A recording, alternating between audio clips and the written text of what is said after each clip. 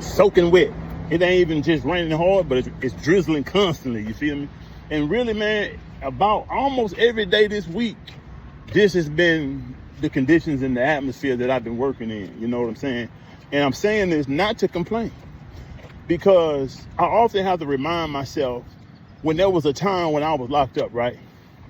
And we couldn't even be outside when it's raining. They rack us up, you know what I'm saying? Put us in the building. And it was times where I wish, I'm looking through the windows, you know what I'm saying?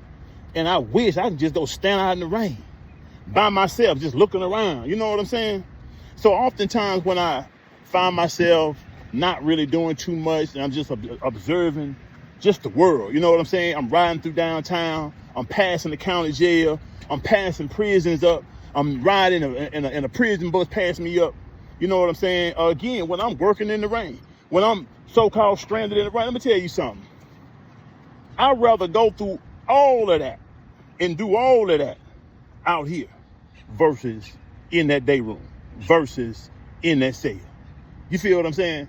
Because this living, this life, the Honorable Minister Louis Farrakhan teaches us that as long as you living, life is going to present you with problems, or AKA challenges to deal with. So to be out here in the rain, you know what I'm saying? It gets tough, man. Load needs, this is a 9-car hauler.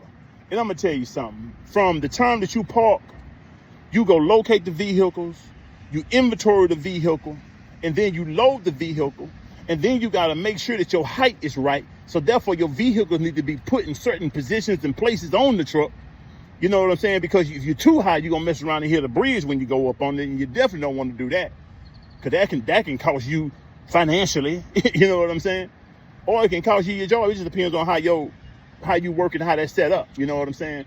But at the end of the day, it's all gonna touch your pocket. You know what I'm saying? But I said all that just to say that I've been out here roughly, maybe I'll say about 3 hours. I've been out here about 3 hours, and a good 2.5 of it been in the rain. You know what I'm saying? But the other night, it was really raining. This really, here ain't nothing. This like a light drizzle. You know what I'm saying? I got a whole rain suit in there, but I don't go put it on because it's hot. I get hot. You know what I'm saying? And the heat make me uncomfortable. That's what makes my job more harder. I'd rather be cool and wet if I gotta be. You know what I'm saying? To get it done. But man, I just said all that to say, because I oftentimes remind myself of a time when I wish I could have had a burger, or I wish I could have had some pizza, or I wish when I thought back when I was locked up and I thought back at times when I didn't finish my food, I wish I had finished my food that day. You know what I'm saying? I wish I had finished them fries. I wish I had ate them last few bites of that. You know what I'm saying? That sandwich. Again, man, you don't know what you got until you no longer have it. Everything becomes super valuable in prison. The scent for men, just the hair fragrance, the fragrance that women use for their hair. You know, I know, like, you know, when I first left, women were still using a lot of spritz. So when you smell a sister come on the line and she got that spritz in her head, you can smell it all the way down on the whole block, because our nose are super sensitive in there to certain scents that we ain't smelled or whatnot. You know what I'm saying? So to not have fingernail clippers. I mean, just so many different things, man, you know. So again, I'm gonna say this in closing. There was a time when I used to be in the county jail, right? And we can see the freeway sometimes, depending on what part of the jail you're in. You can see the freeway. You can see people moving to and fro. You know what I'm saying?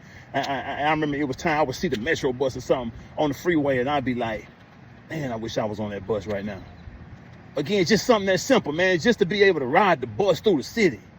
Just to be able to ride the bus downtown and get out and walk around. That's something we used to do back in the day, but I ain't rode a bus in a long time. But I'm just saying to say, when everything, bottom line, you don't know what you got. You don't know how valuable stuff is. You don't know how valuable this life is until you no longer have it. To be in prison, to be confined, is like being buried alive. I learned that the term penitentiary has the root word penitence. You see, you got some people in there that are in a penitentiary. A penitence, it's a purging. It burns. You know what I'm saying? It's purging you. So you got some people in there that are really being purged in there. You know what I'm saying? Because they can't wait to get out. They realize the mistakes they made. They realize what they sacrificed. They realize what they gave up. And they in there trying to prepare to get out and never lose it again. So they in a penitentiary. You know what we said out here, penitentiary. But they're in a penitentiary, you know what I'm saying? While you got other people, the majority, they just in prison. You see, a prison just confines you. It restricts your mobility. You see, you got dudes in there that are trying to live the same life that they lived out here. They want to smoke the same way. They want to get high the same way. They want to be able to kick it with women the same way. They want to be able to try to maintain a reputation that they had out here in there. So they're not preparing to get out to stay out. They're trying to hold on to what they lost. So when they do get out, they go right back. Or they mess around and unfortunately get killed or something. You know what I'm saying? I was that dude too. I was like in between. Every time I got locked up, I was trying to prepare to get out and stay out. But because I had figured it out, I was coming back. You feel what I'm saying? So I was doing like a little bit of both. You know what I'm saying? The two times I got out and came right back. But this time I was done. Nah, man, that 40 years hit different. That 14 flat hit different. You know what I'm saying? I realized I had enough time to where if I ain't get it together and the Most High didn't smile on me, that I can do that whole 40 in there. I could have been there the rest of my life. But I also had this counter sentence because it was a non-violent offense. So therefore, you was eligible for parole after 4.5 years. They set me off 7 times every time I was reviewed for parole. But I wasn't even tripping because I knew that my mentality wasn't ready for this world yet. I knew that I hadn't really changed. I knew that I wasn't going to respond to life no other way than I had been responding to life.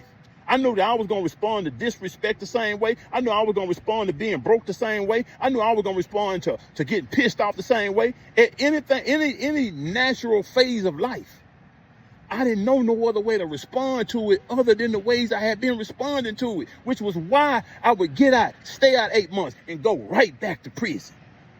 And people love to say, man, y'all must love it down here. Y'all must got a boyfriend down here. Y'all love, that ain't it, man. I mean, I know it wasn't it for me, and I believe it ain't it for a lot of dudes.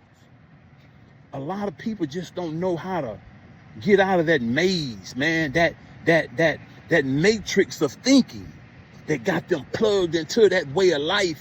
They don't know how. I'm going to say this last thing. I know I said it before. I'm going to say the last thing, I'm done. My brother told me, I was on the phone. This is when I was in the county. I first received my sentence. I'm still fried out. I'm still pissed off, still powder head. You know what I'm saying? I'm still, what's the word I'm getting for it? I still got that cloud in my brain. I ain't even been in that long. But I remember I told my brother, I said, man, I'm tired of being locked up. I'm pissed off at the world this time. You know, I'm suicidal in the mind, hating life, thinking it's done cheated me again. I told him, I said, man, I'm tired of being locked up. And he kind of chuckled. He on the phone with me, man. So I say, what's so funny? He said, Jerry, I don't mean to laugh at you, man, but you know, as long as you, how he said, until you get tired of the stuff that got you in there, that's a part of it. So you might as well accept going to prison and going back and forth in there, because until you get tired of the lifestyle you've been living, the people you've been hanging around, that's a part of it. And I'm going to tell you something, man. I was 22, and that conversation was probably like less than 3 minutes. And I ain't never forgot it. All praise be to the Most High. Be grateful, man. What you got? You better learn. You better grow and learn to see the value. Young people, you better start learning to see the value in what you got. Because I guarantee you, this is just life. This is just how life works. I guarantee you, a time is going to come when you don't have what you had, and you going to feel it, man. You going to feel it. You better listen and learn. They say experience the best teacher. I forgot how Brother Nuri said it, but it's not the best teacher. It might be the most effective teacher. The best teacher is one who hear and take heed.